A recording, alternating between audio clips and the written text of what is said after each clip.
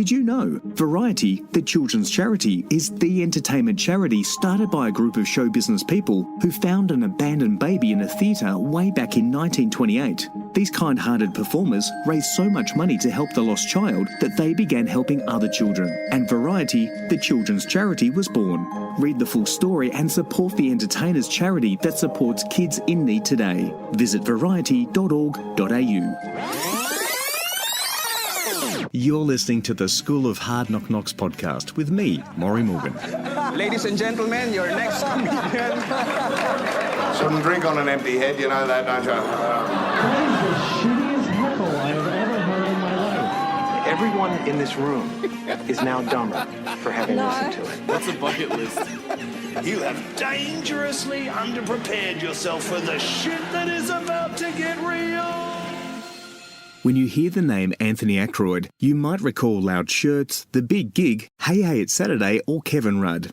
Either way, you'll have a smile on your face. For 35 years, Anthony has been making Aussies laugh on stage, screen and in stadiums with his witty humour, impersonations, musical numbers and the occasional slapstick. Today, he's even taken his comedy skills and applied them to helping companies become more resilient through healthier and happier staff. In this School of Hard Knock Knocks podcast episode, we discuss band breakups, serendipity, neurotransmitters and dodgy politicians. If you grew up in the 80s and 90s, then you'll thoroughly enjoy this episode with the man that stresses less and laughs more, Mr. Anthony Ackroyd. Good morning, Anthony. Good morning, Maury. How are you? Very good. It is a Friday. I like doing these interviews on Fridays. I'm more jovial. Really? You're a jovial man on Friday? Yeah. It's the one day I get to use that word, so I'm using it. What have you got against Thursday and Wednesday and Thursday's good too. Tuesday? Yeah, well, okay. Thursdays are good because it's the day before Friday, and you're like, ooh, can't wait. It's it's the journey to the goal, but the goal is really Friday. Okay, all right, I'll accept that. Oh well, anyway, enough of my particular fetishes. Anthony Ackroyd, thank you very much for your time this morning on a Friday. Lovely to speak to you. You were part of my life growing up in suburban Melbourne for me. No, I apologise for that. And you keep. I hope the therapy has kicked in. And well, you're feeling much better. Oh, look, anyone who grew up in the age of Hey Hey It's Saturday or The Big Gig or all of those type of programs, they would have been affected by you in one way or another. So good. I want to affect people. Yeah. There was, in particular, your Loud Shirts, but we'll get onto that later in this interview. Okay. Yeah. So if I count back, and I wasn't there on the day that you started your comedy career, but it was roughly 30 to 35 years. Is that right? You've been in comedy? Yeah. It was 1982 that I did my first, actually they're called open mic nights now, but they're just called tryout nights. That's right. Back in 1982. And I just moved over from, and this is, where you learn more about me, more than you want to know. I moved from Tasmania. Ooh. And shall we continue the interview, or do you need a moment? Sorry, you're breaking up. So I'd been an actor in Tasmania. I was also in a rock band. Everyone had two jobs in Tasmania, didn't they? And two heads, apparently. But I was an actor, and I was also in a rock band. And the rock band was all set to move to Sydney. Mm-hmm. We had a record contract. Molly Meldrum had seen us at the Hobart Battle of the Bands and said, "You've got to come on Countdown. Do yourself a favour." Mm. And everything was geared up, and then the bands broke up. And so I moved to Sydney by myself, and I was looking for any sort of acting work, or, I thought I'd get back to acting and music, but I needed to earn some money, and I'd done some comedy roles in plays, and I knew I had a flair for the comic. I'd done comic busking. Yep. And so I'd heard about this place called the Comedy Store, which was very new at that stage, and I went along and watched one of the tryout nights, and I thought, I'm going to give it a go the next week. So that was my first ever gig. Wow, that's amazing. Yes. So where are those members of the band today? Are they Supreme Court judges or senior politicians? What happened to them? Well, I still work with, one of them, my oldest friend and closest friend, Michael. We kept working on projects together, and we had various publishing contracts. And we've always written music together, and a lot of the time that music has ended up in.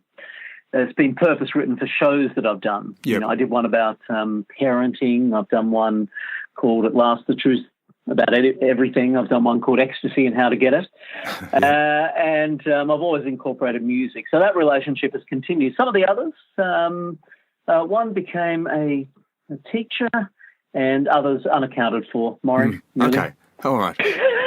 Where are they now? We'll get them on the couch in the future. Please. Yeah. I'm counting on you to investigate the whereabouts of my ex-band members. Well, you know, we need to know. Yeah, Dave O'Neill came from a band as well, another comedian, and I think it was his band included his brother. They broke up, and he got into stand-up comedy. So I wouldn't say it's a regular event, but you're not the first to jump from a failed teenage band into comedy. And as Dave O'Neill says, it's a lot easier. You don't have to carry as much stuff. Oh yeah, because in the 80s, Maury, we did a lot of gigs with bands. As the support for bands, and I always just felt so self-sufficient, and talking to band members, it's always so lucky you just get up there and do it. But and it's true, it's very portable. Also, you know, you can't hide when you're doing stand-up comedy, so it's either glory or death or something in between.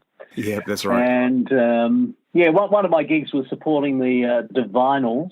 Yeah. At a big concert, and I really had to work to win the crowd over, because as you imagine, they weren't exactly there to see comedy. They were actually there to see the Divinals at a Divinals concert. So yes, many of those experiences in the 80s, in Sydney in particular, was kind of a baptism by fire. Yeah, because Chrissy Amphlett wears a lot of black from memory, and you're a very colourful man on stage.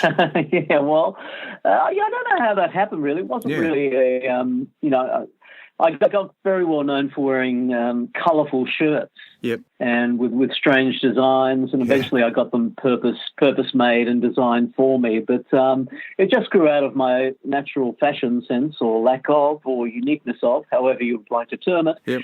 But that kind of became my thing, and I've still got some of them hanging in the wardrobe there, some of the classics. And it got you noticed, and then you ended up on the big gig. So how soon from doing your stand-up, performing at your tryouts, as you called it, now called open mic? Yeah. What was the time? Back in the old day. Yeah, in the old day. What was the time between, you're doing stand-up and then getting approached by the big gig? Oh, well, there is a timeline there, and I do like to think there was more to it than just the shirt I was wearing. Oh, yeah. Could have been some talent involved, but thanks for that, Mark. Yeah, no worries. No, listen, 1982, and it was kind of it was actually called New Wave Comedy back then, because people like myself and Sydney people like, Ostentatious and Vince Sorrenti and George Smilovich and Rodney Rood, suddenly people were talking about how people actually lived in the world, rather than the old club comics talking about, fat mother-in-laws and... And a lot of them didn't like us, actually, of that generation. Some of them really did and appreciated it. But so we were called New Wave Comics, and so we were put in all sorts of places. I was working over pool tables and, the most, unconducive environments of stand-up comedy. But it did make you, better if you survived. You just got you could survive anything. So after doing an enormous amount of live gigs, I started to do Hey Hey It's Saturday. And I did that as a guest comic more than any other comic, they told me. And so that was the first kind of really big mass exposure of what I did. And was Daryl Summers jealous of your coloured shirts? Because he's famous for his jumpers, his coloured jumpers. I think he was. Yeah. I think he was secretly. He never mentioned it. No. So I don't know about coloured shirt envy. It is a widespread problem. But I always got on well with Daryl, and we were good buddies. But so it was an incredibly popular show, as anyone who watched it will remember. Yeah. And it was just great exposure. And out of that, I did other shows. And then I was noticed by Ted Robinson, a director. And the big gig had actually started, and I went on as a guest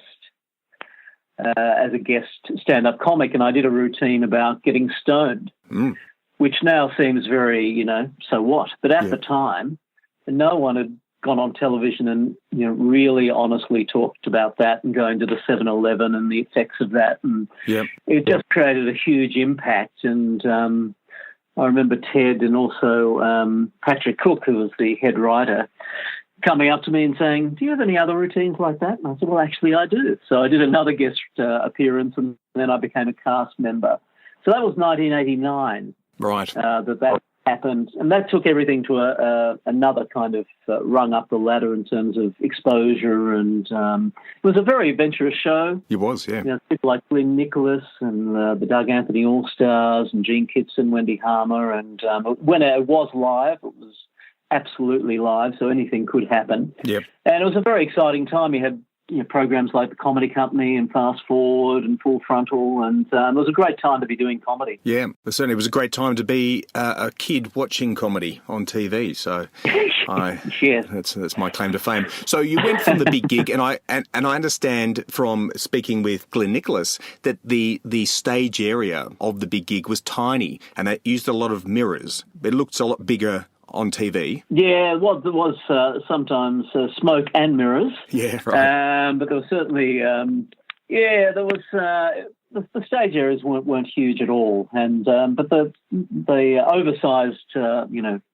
cockatoos and all of that kind of large design proppage. They were quite large, but the camera would swing around, and suddenly you'd be on, and a lot of people will be watching you live, either being funny or not. Right. So certainly gave you a frisson of excitement. And, with comedy, it's just, there's nothing like it when it actually works. Yeah. It's the biggest high out. And the correlate of that is there's nothing worse than when you die. No. Luckily, I never died on national television. I certainly did in the early days as a live stand-up comic. Oh, you got to do the time, don't you? Yeah. So then, a small audience in the soundstage there at the big gig, but then I've heard you've actually played to an audience as large as 110,000 people at Stadium Australia, as it was called once. Yes, back in the day, Stadium Australia. What's it called now? I have no idea. Is it ANZ Stadium or something? Oh, it could be something like that. It keeps changing. But yeah, there was 110,000 people there, all there to see me, and a rugby international, Oh, yeah, which, was on after me. So I think we know who the draw card was. So that was a funny one, actually. Someone decided they'd have a little bit of entertainment, and we played some sort of game. I think we raced model cars, and then I did a few gags, and the first gag I did, I thought, oh, my God, I'm going to die in front of 110,000 people because there seemed to be no response. Yep. And then about 5 to 6 seconds later, the sound actually reached me. Oh, right. And it was people laughing. It was kind of this wave of, ha, ha, ha, ha, ha, ha. And before that, the biggest audience I'd had was about 80,000 after the city marathon. Yep. And that was the same. They were actually closer then. With this one, I was in the centre of the ground, so it took longer for the sound to arrive. So I can say I've worked in front of 110,000 people, and they did laugh. Yeah, that's amazing. It just, the speed of sound, I now realise, is a thing. Yeah. And it took a while for the sound to reach. It was a great relief when it did reach me. Mind you, it was in New South Wales, so it takes longer for them to get the jokes, doesn't it?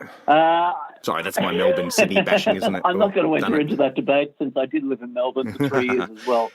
And I'm Tasmanian. Yeah, you're neutral. You're a Tasmanian. Yeah, that's right. Yeah. Oh, very good. So a stand-up comic, obviously you're a muso before that, and you combine music with your stand-up comedy, I've seen as well. You've played to huge audiences, and sure, an audience of 110,000 must be incredible, must be right at the top of the list of life achievements. But then you topped it.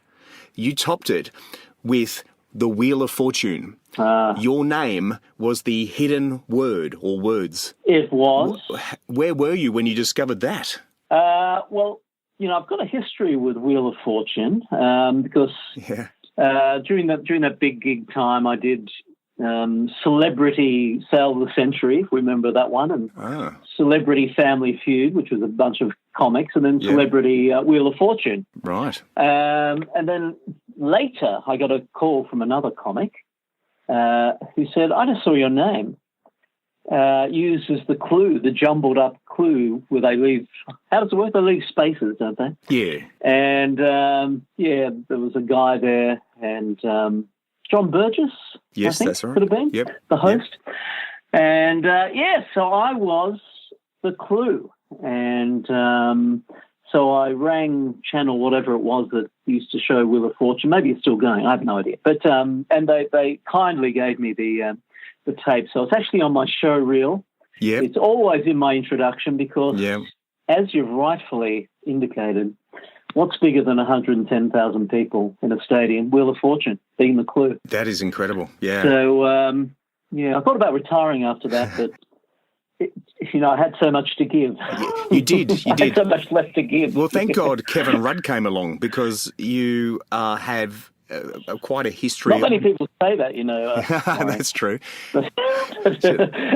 That is true. Please go on, though. Well, look, I think I even voted for him at one point in time. His Sorry campaign was pretty impressive. I think it was all downhill from there. Yes. But he came along, obviously, well, for those that don't know, you do a very good impersonation. You do an excellent impersonation of Kevin Rudd with all his unique idiosyncrasies, the way he speaks, the way he moves. Of course, that haircut, the Mr. Sheen haircut. It's a really weird one, Maury, because that, I voted for Kevin as well. I voted for my local candidate to get Kevin's government elected. Mm-hmm. But that was, as we remember, Kevin 07, that was 2007, and Kevin was elected. And I think it's one of the reasons I just love being in this field, because you never know what's going to happen. And suddenly I got a phone call from a friend. Mm-hmm. This is about 2000, when Kevin was a few months in. And my friend Martin said, listen, I'm watching your twin on television. Right. I said, what are you talking about? And he said, go and have a look. And it was Kevin Rudd. Yep.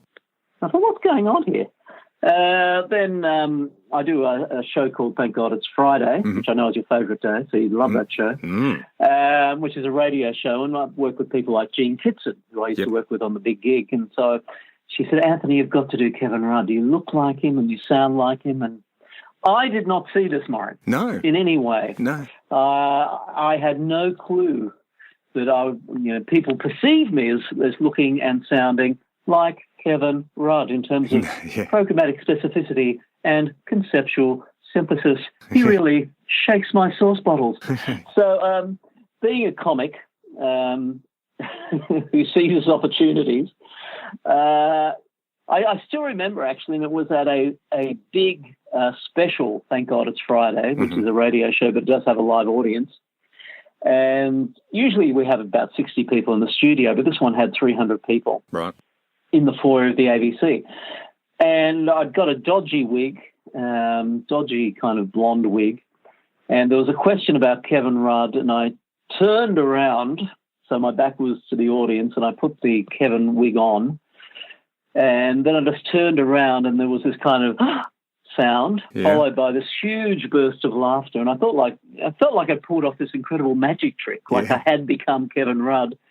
And it just cascaded from there. And it was another kind of trajectory that I never would have anticipated, and became, a really, quite huge in terms of my work and what I was doing. And, I met a lot of, people I would never normally have met and got to know, like Bob Hawke. Yeah, right.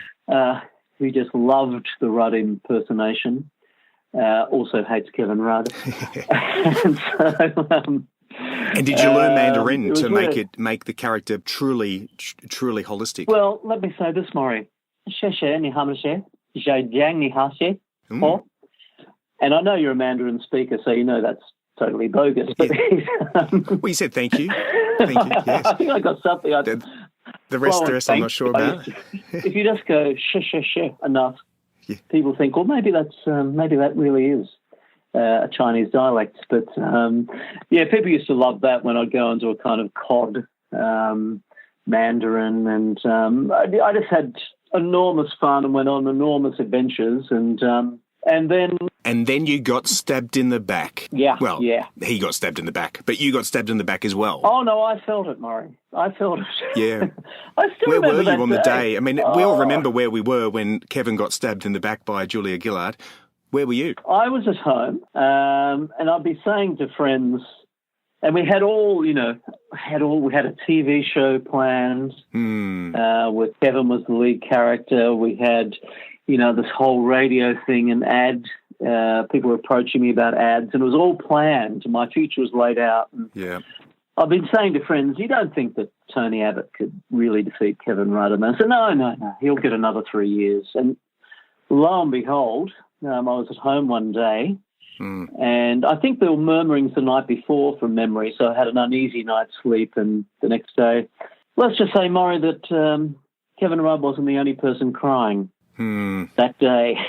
I just couldn't believe it. And I guess if there's, the silver lining was that Kevin didn't go away.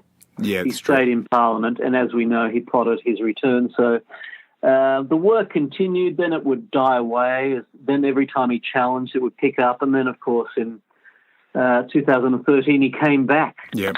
So that was a very busy few weeks. And after that, he's just gradually faded from our consciousness. He has.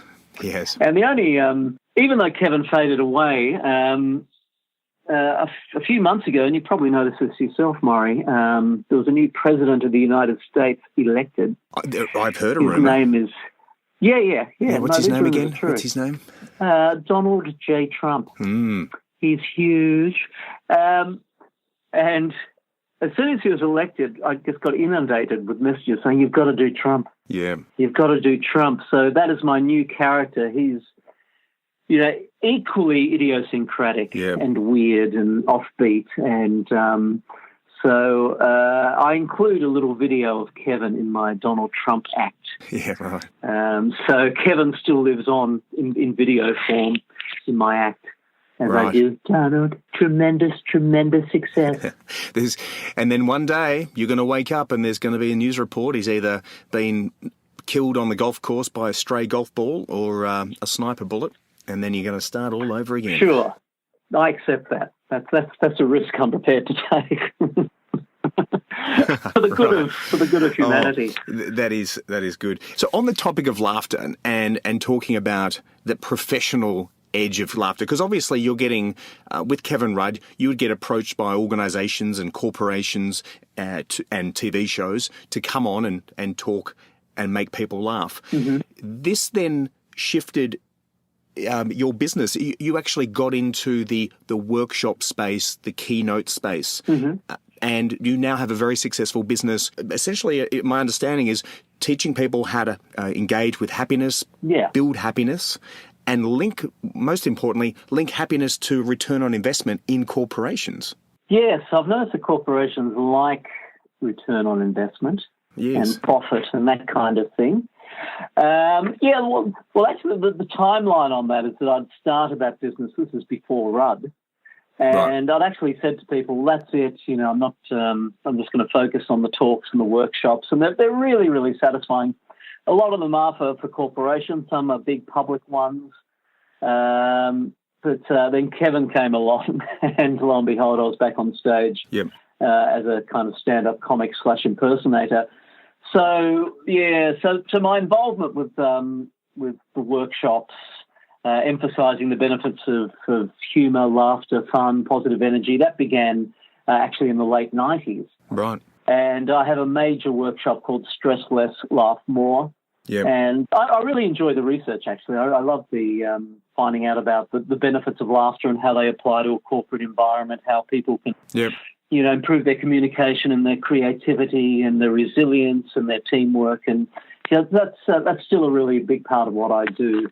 And that workshop had 10 points. Would you be willing to share 2 or 3 of those points with us? Oh, well, I think we've built a relationship now, Maury, and I'm prepared to give you 3. Oh, yeah. 3, okay? Just between you and I. Yeah, I was thinking about 2, but, you're a great bloke. So, okay, I do have a Stress Less, Laugh More 10-point plan, and these things really work. I'll give you maybe this one, which is to lower the laugh bar. Mm-hmm. Lower the laugh bar. And what I mean by that is just, look for opportunities to laugh and laugh more often, laugh more easily. We've all got what I call the inner killjoy, which is trying to keep us, looking serious and important and not make a fool of ourselves. And that really limits the joy that we can experience as human beings. So, right. I encourage people to kind of release the joyful kid inside. And the statistic that is really telling about this is that the average child between 3 and 6 will laugh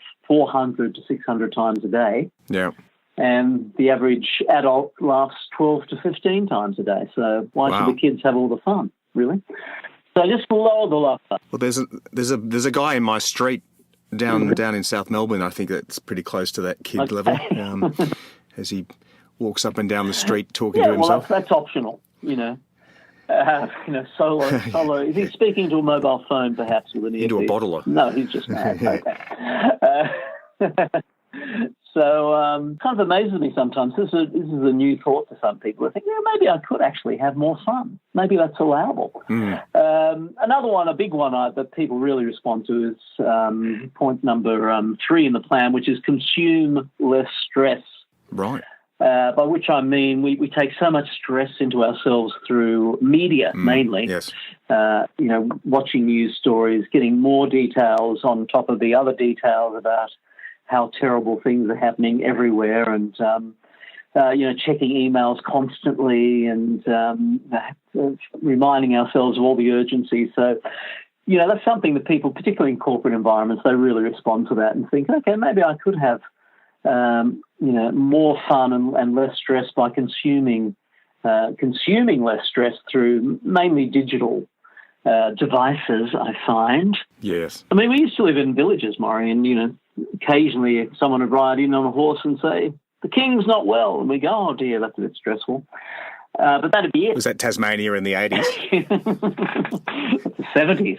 Gee. 70s. We had telephones in the 80s. But, we used to be a simpler kind of, evolutionarily, we're not really designed to absorb as much stress and bad news as we now absorb. So that's something that strikes home. And what's another one I can give you? I love this one. I tell people, seek professional help. And then I show them a slide of my favourite stand-up comics and comedians. Right. Say, listen, these professionals are waiting for you. Yep. All of them are on YouTube. Have a little 5-minute break, 10-minute break. Make sure you build into your day people who are there to help you professionally with comedy and laughter, and lower the laugh bar, laugh easily. And I'll give you one more, Maury. Oh, geez. We're on a roll here. This is good. This is number 4, which is to share the laughter. Yep. And to actually meet up with people and set the agenda. We're just going to laugh. We're just going to have fun. And this might seem obvious, but, we schedule meetings, we schedule stress, but we don't often schedule deliberate laughter. And the stats show that if, for example, if you're watching a movie that you find funny by yourself, compared to when you watch that movie with other people, you will laugh 30 times more often. Yeah, right. When you're with other people. Because laughter is actually a form of communication. You're saying, isn't this fun? Isn't this great? This kind of strange sound we make of which evolution has given us for some reason. Well, there's definitely a link between the comedian's sort of vibe on the night and how packed the audience is. Smaller group of people, or if it's a larger group and they're spread out and they're not rubbing the vibe on each other. It's a bit weird sounding. Then. Yeah, I've definitely seen. I've seen comedians. So in the School of Hard Knock Knocks, we have brand new comedians. So the material is okay. It's not award winning. It's not live at the Apollo quality comedy. Sure. And if there's a full house of 100 people in the room for the graduation, it doesn't matter. These guys are on cloud nine, it is raucous laughter. Yeah. Smaller group, even half that size, better jokes, still not as funny. Well, there's always that. But laughter is, I mean, people, it's a cliche to say laughter is infectious, but it is literally infectious. It triggers the mirror neurons in the other people in the room. So it's kind of this benevolent feedback loop where you hear a laugh and some. The only other thing that's as contagious physiologically is yawning. Yeah, right. So it's really serious mojo laughter. It's very, very powerful. And it has been linked to health as well, because I understand that in a point in time, I'm not sure if you still do it, but you were or still are a clown doctor. Yeah, I no longer practice as a clown doctor, but it really came after I did the big gig and a show called Good News Week. That was good. Yeah. And I got to the stage that wherever I went, I was recognised, which is, of course, absolutely what you want when you start off. Yep. And I know, speaking of cliches, this is a bit of a cliche too, that you really do get tired of it. And the strange thing with comedians is that when people recognise you, it's not like they recognise Brad Pitt and go, oh, my God. Right. They recognise you and start laughing because, quite understandably, they're retrieving the memory of something funny you've said. Yes. And just the expectation, everywhere you go to be funny and tell us a joke. Say something funny. Yeah, you feel like punching the poor 10,000th person who says, can you say something funny? Even though they're just innocently saying it and it's perfectly understandable. So, I decided to have a private life, and just to focus on, my marriage and my kids who were little at that stage. And so, I was looking for opportunities to use laughter in ways that would help people. And stand-up comedy certainly does. It's, it's a great boost for people and there's a lot of benefit there. But I was looking for other areas. So I got involved with a mob called the Clown Doctors, which a lot of people have heard of these days. But basically we would go into hospitals. So every week I would go into the Randwick Hospital and Westmead Hospital here in Sydney Metropolitan. And our job was to bring laughter to the kids, bring laughter to the parents of the kids, and bring laughter to the staff. And it was really, it's a very wonderful thing to do, and it's really, really effective. And kids, as I was alluding to before, kids are so close to this energy of laughter that often it wouldn't take much to kind of remind them, I'm actually a kid, I'm not just a patient. And I'm talking about sometimes going to the oncology ward, kids with cancer on chemo, kids in burns units. And, it was one of the, kind of most profound experiences I've had in terms of seeing the power of laughter in operation. And, I'll never forget that. I did that for about 4 years. And, eventually I kind of burnt out. It was just affecting me too much seeing these sick kids. And, I was coming home after a shift and just bursting into tears. So I thought, okay, I've reached my limit. But I started doing talks and workshops then about laughter, which led to Stress Less, Laugh More. Yeah, you didn't pop into I imagine the guy that has broken ribs must have hated you at that time. People have burst stitches. not on my shift, but I remember one of the clown doctors saying, oh, God, this guy just burst his stitches. So, you literally can bust a gut laughing. You just have your appendix out. Sometimes we do adults. We just, have some spare time to be able to do that. And it eventually led, later on, I picked that up and started working with people with dementia. Started going to nursing homes. And that, again, was a very profound experience. And, again, the power of laughter. Seeing people who are quite closed down and maybe a well-meaning carer saying, you probably won't get much out of Eric. He doesn't say much. And sometimes you wouldn't, but sometimes you go up to Eric and play a bit of ukulele, and sing in a silly voice some song that he would recognise. Yes, sir, that's my baby. No, sir. And suddenly Eric's looking up and thinking, Flashback. this is not the usual day. Something unusual is happening. And you'd hit them with a really bad joke. Like, what do you call a dog that loves bubble baths, Eric? A shampoodle. Ha-ha. So the worse the joke, the better it worked, because then they'd feel unthreatened and I could do better than that. And what's this guy on about? But the thing that would really make them laugh is slapstick. Yep. Because different parts of the brain actually respond to different types of comedy. So walking into a door, huge laughs. Yep. And you could do it 3 or 4 times. And quite honestly, you go back the next week, and it's great working for an audience where the material's always fresh. Yeah, exactly. Alzheimer's. Yeah. Because you could do the shampoo gag again, and they'd love it. Well, if he gets the joke, if he beats you to the punchline, there's Eric's coming back. Yeah, well, they would. It's amazing. Then they start to retrieve memories, and of course, humour is such an important part of our human makeup and our personality that once you get the laughter happening, other beneficial things occur. They start communicating better and feeling happier. So, again, pretty powerful stuff. That's right. That's the serotonin and the dopamine releases. Yeah, it's all neurochemical. Absolutely, yeah. I call it getting a dose of laughter. And the D is dopamine, the O is oxytocin, the S is serotonin, which is the peace chemical, endorphin, and the A is anandamide, which is kind of a bliss chemical released by belly laughing. So, you're spot on there. There's a lot of free drugs, everyone. Free drugs. Exactly, free drugs. Without side effects. Yeah, that's right. Nothing. Yeah, so it's there for the taking, but sometimes people forget how to access it. Yep. And I think that's the role of the stand-up comic or the speaker who's talking about laughter or the clown doctor, all in the same business. Yeah, that's right. Well, talking about business, what's on your plate these days? What have you got in motion at the moment? Well, I'm doing a fair bit of Sir Donald, Mr. Trump, in terms of stand-up comedy arena. Yep. And I'm also about to launch a website, which is because my other interest has always been what you might call personal development, self-help, human potential,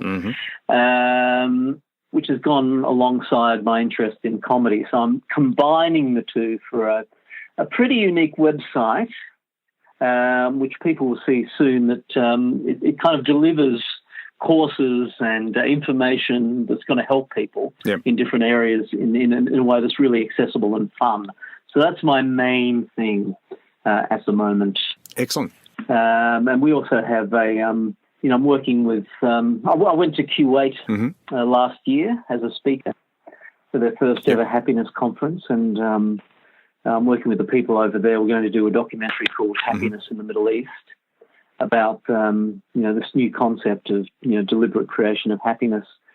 So that'll be a fascinating one as well. So, yeah, a few things on the old comedy hot plate heating up. Very good. And it's fun. It's fun. And if someone's listening to this podcast and they're thinking, I've got the right position, or I'd like to get involved with you, I'd like to reach out and book you as a speaker or maybe get you as a comedian, how do they get in contact with Anthony Ackroyd? Well, I hope someone is listening to this podcast. My parents. It's been great. My mum, hi, Dad. We like them. They're lovely people.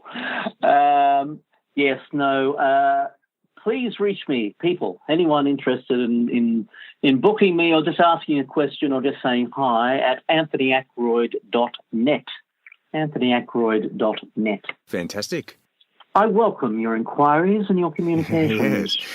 Well, Anthony, thank you very much for sharing, delving deep into my childhood and bringing back memories of Hey It's Saturday, the big gig, Good News Week. Yeah, major influence on my youth, and I've turned out all right, so good job. I think, I'm really responsible for your entire existence in many ways. Yeah, well, it's the butterfly effect, right? If you hadn't, if that band hadn't broken up, this conversation wouldn't be happening right now. Exactly. No, please send me the therapy bill.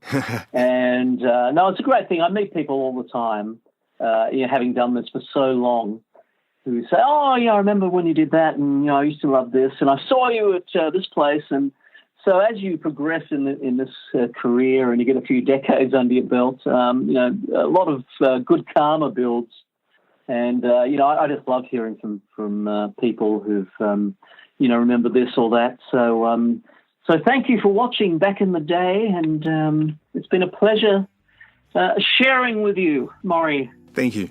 Well, Anthony, thank you very much. It's been a wonderful start to my Friday. Oh, it's been a pleasure, Maury. It's been an absolute pleasure. I hope this Friday has lived up to your previous enjoyment of Friday. And, I love talking about comedy, so it's been an absolute pleasure. No worries, mate. Thanks, Maury. Cheers. Bye.